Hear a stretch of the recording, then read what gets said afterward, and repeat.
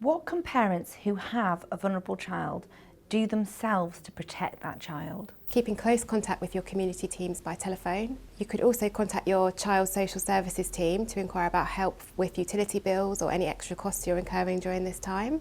And currently hospices will be considering when and if they can offer support and emergency respite care for children who are well where families are exhausted. If your child is known to one locally, make contact with them and explore this. We will highlight the most vulnerable children and families to the hospices that support our children. The Children's Long-Term Ventilation Service will support training for additional carers and family members if this is a temporary solution that works for you.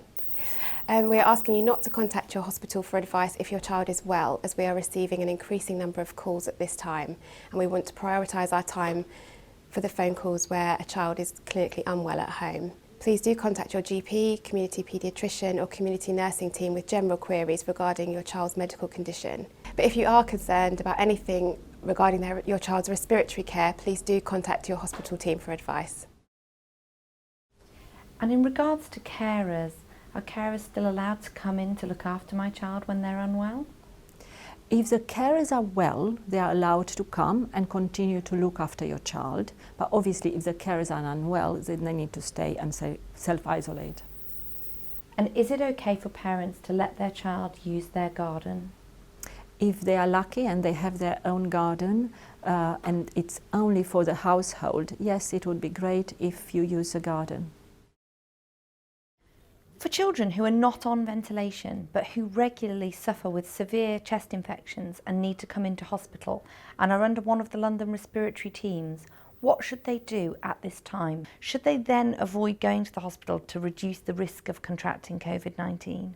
If your child has symptoms of any illness, we would advise you to do what you normally do.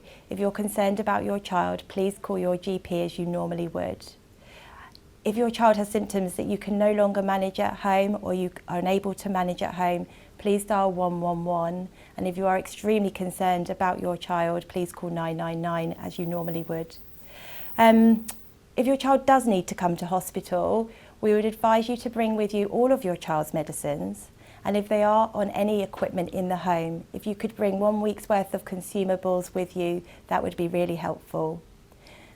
There are strict infection control measures in place in all the hospitals across the country to protect your child and you if your child does need admission into hospital. Can parents and carers travel and go outside with their child at this time? We are following the government advice, and this is not to leave your home for any unnecessary travel. Children on non-invasive ventilation that are not required to shield can go out once a day for exercise as per government advice. It is permitted to go out once a day for exercise provided that you practice strict social distancing and maintain 2 metre distance between people outside of your household.